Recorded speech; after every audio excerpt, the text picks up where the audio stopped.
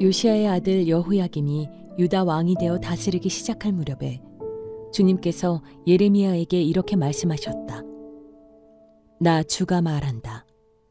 너는 주의 뜰에 서서 내가 너에게 전하라고 명한 모든 말을 유다의 모든 성읍에서 주의 성전에 경배하러 오는 사람에게 한마디도 빼놓지 말고 일러주어라. 혹시 그들이 그 말을 듣고서 각자 자신의 악한 길에서 돌아설 수도 있지 않겠느냐. 그러면 내가 그들의 악한 행실 때문에 그들에게 내리기로 작정한 재앙을 거둘 것이다. 너는 나 주가 한 말을 그들에게 이렇게 일러주어라. 너희가 내가 너희에게 준 법에 따라서 순종하여 살지 않으면 내가 거듭하여 보내고 너희에게 서둘러서 보낸 내 종 예언자들의 말을 너희가 듣지 않으면 내가 이 성전을 실로처럼 만들어버리고 이 도성을 세상 만민의 저주거리가 되게 하겠다. 제사장들과 예언자들과 온 백성은 예레미야가 주님의 성전에서 선포한 이 말씀을 다 들었다. 이와 같이 예레미야가 주님의 명대로 모든 백성에게 주님의 모든 말씀을 선포하니 제사장들과 예언자들과 모든 백성이 그를 붙잡고 소리를 질렀다. 너는 반드시 죽고 말 것이다. 어찌하여 네가 주님의 이름을 빌려 이 성전이 실로처럼 되고 이 도성이 멸망하여 여기에 아무도 살 수 없게 된다고 예언하느냐. 그러면서 온 백성이 주님의 성전 안에 있는 예레미야를 치려고 그 주위로 몰려들었다. 유다의 고관들은 이 소문을 듣고 왕궁에서 주님의 성전으로 올라가 주님의 성전 새 대문 어귀에 앉았다. 제사장들과 예언자들이 그 고관들과 온 백성에게 말하였다. 이 사람은 사형 선고를 받아야 마땅합니다. 여러분이 직접 귀로 들으신 바와 같이 그는 이 도성이 멸망한다고 예언을 하였습니다. 그러나 예레미야는 모든 고관과 온 백성에게 이렇게 대답하였다. 여러분이 들으신 모든 말씀대로 이 성전과 이 도성의 재앙을 예언하라고 주님께서 나를 보내셨습니다. 그러므로 이제 여러분은 자신의 행동과 행실을 바르게 고치고 여러분의 하나님이신 주님의 말씀에 순종하십시오. 그러면 주님께서도 여러분에게 내리시겠다고 말씀하신 재앙을 거두실 수도 있을 것입니다. 나는 여러분의 손에 잡혀 있으니 여러분이 보시기에 좋으신 대로 옳다고 생각되는 대로 나를 처리하십시오. 그러나 이것만은 분명히 알아두십시오. 여러분이 나를 죽인다면 자신과 이 도성과 이 도성의 주민은 무죄한 사람의 피를 흘린 죄값을 받을 것이니 이는 이 모든 말씀을 여러분의 귀에 전하도록 나를 보내신 이가 바로 주님이시기 때문입니다. 여러분 안녕하세요. 속회공과 47과의 말씀 우리 함께 나누도록 하겠습니다. 자, 오늘 본문에 보면요, 예레미야가 설교하는 장면이 나옵니다. 오늘 본문 2절에 보니까요, 나 주가 말한다. 하나님이 예레미야에게 하시는 말씀이에요. 너는 주의 뜰에 서서 내가 너에게 전하라고 명한 모든 말을 유다의 모든 성읍에서 주의 성전에 경배하러 오는 사람에게 한마디도 빼놓지 말고 일러주어라. 성전에 예배하러 오는 사람들에게 말씀을 전하라는 거예요. 자, 그러면 예레미야가 전한 말씀이 어떤 내용이냐? 4절부터 6절 말씀이 예레미야가 전한 하나님의 말씀입니다. 4절, 너는 나 주가 한 말을 그들에게 이렇게 일러주어라. 내가 너희에게 준 법을 따라서 순종하여 살지 않으면 내가 거듭하여 보내고 너희에게 서둘러 보낸 내 종 예언자들의 말을 너희가 듣지 않으면 내가 이 성전을 실로처럼 만들어 버리고, 너네 하나님 말씀 듣지 않으면 또 예언자들을 통해서 수많은 예언자들을 통해서 내가 너희에게 말씀을 전했는데 그 하나님의 말씀 듣지 않으면 하나님이 지금 어떻게 하신다고 그래요? 너네가 지금 예배드리고 있는 이 성전을 내가 실로처럼 만들어 버리겠다고 지금 말씀하세요. 자, 실로가 무엇이냐? 자, 이 실로는 지역 명칭이에요.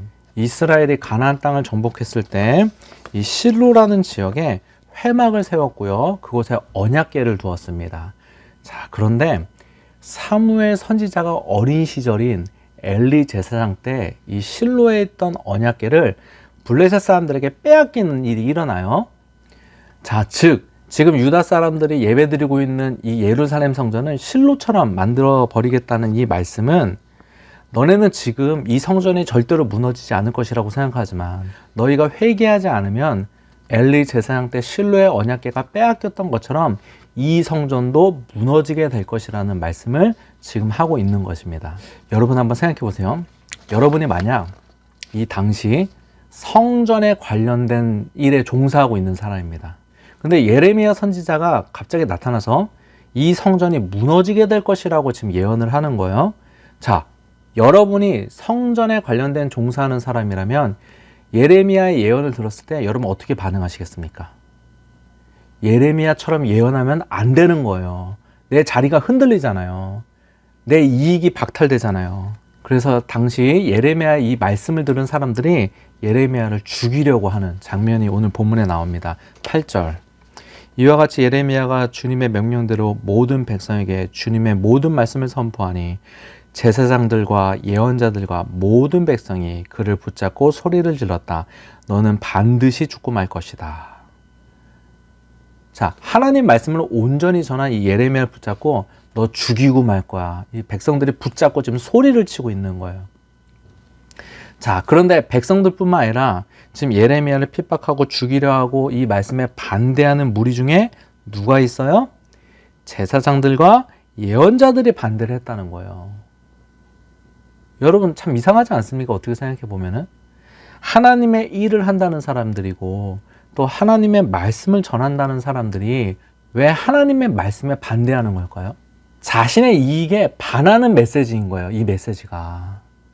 그리고 자신이 가르치는 메시지와 다른 메시지인 거예요.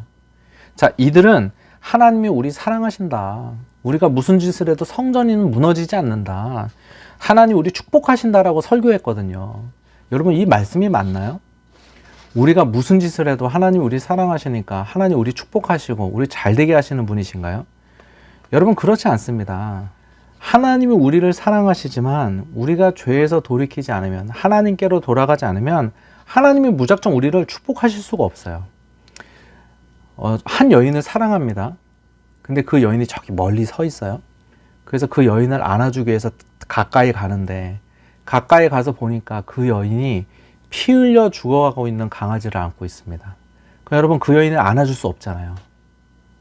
아무리 사랑해도 안아줄 수 없잖아요. 그 여인을 안아주기 위해서는 어떻게 해야 되죠? 피 흘려 죽어가고 있는 강아지를 내려놓게 하고 그 몸에 묻은 피를 닦아준 다음에 안아줄 수 있단 말이에요. 여러분 하나님도 똑같단 말이에요. 하나님은 우리 사랑하세요.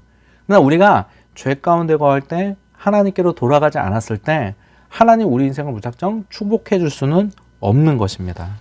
자, 여기서 우리가 한 가지 물론 기억해야 될 것은 있습니다. 하나님이 당장 남유다를 심판나라 하셨고 바벨론의 포로로 끌려가게 하셨지만 그 과정도 하나님의 사랑이라는 것을 우리가 기억해야 돼요. 자, 하나님이 바벨론의 포로로 끌려가게 하신 이유는 바벨론의 포로로 끌려가게 하심으로 결국 이스라엘을 회복시키시려는 새롭게 하시려는 하나님의 뜻과 계획이 있었던 것입니다. 그러니까 징계 속에서도 심판 속에서도 하나님의 사랑이 있는 거예요. 그러니까 하나님의 마음은 결국 사랑이고 평안인 거예요. 우리가 죄를 저질렀다고 해서 하나님 우리를 완전 버리시거나 이렇게 하는 건 아니에요. 이거 오해하시면 안 됩니다. 이렇게 회개하라는 예레미야의 말씀을 들은 이 백성들과 또 당시 유다의 왕이었던 여호야김은 하나님 말씀을 듣지 않습니다. 그리고 이렇게 말씀을 전하려는 선지자를 죽이려 했고요. 예레미야도 죽이려 하였습니다. 오늘 본문을 읽지 않았지만 23절과 24절에 그 말씀들이 쭉 나옵니다. 자, 잘 보면요. 여러분 남유다가 망한 이유가 무엇이죠? 하나님은 충분히 남유다가 돌아올 기회, 회개할 기회를 주셨습니다. 계속해서 선지자를 보내셔서 또 예레미야를 통해서 말씀하시는 거예요. 돌아오라고 말씀하시는 거예요. 회복의 길을 제시하시는 거예요.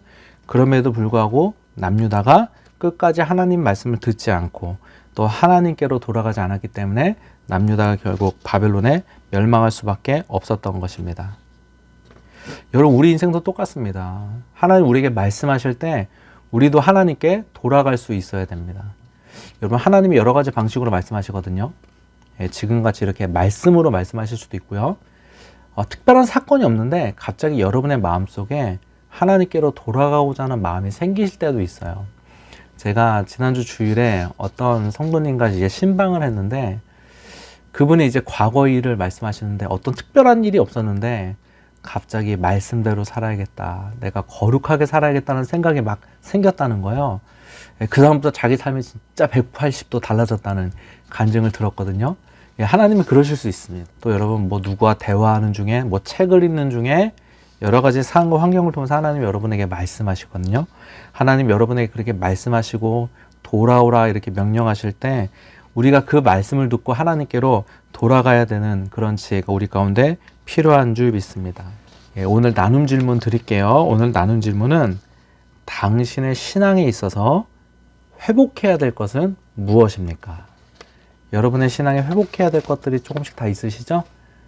그런 회복해야 될 것이 무엇인지 한번 나눠보시고 이야기를 나누시면 좋을 것 같습니다. 감사합니다.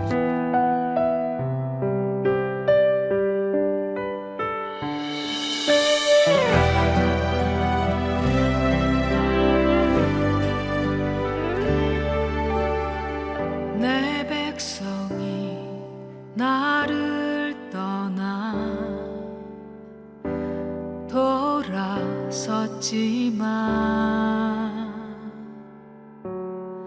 내 사랑이 내 백성은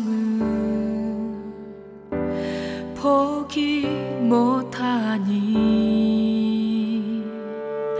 내 모든 것 내어주고 나 그들을 얻으리라.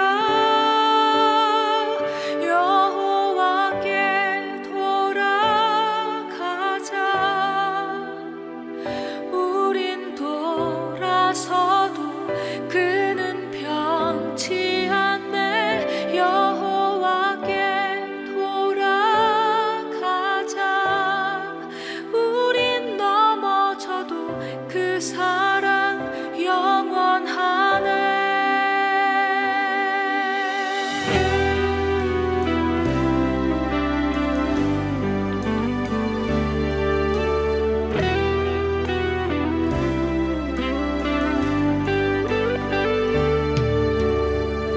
내 백성이 나를 떠나 돌아섰지만 내 사랑이 내 백성을 포기 못하니 내 모든 것 내어주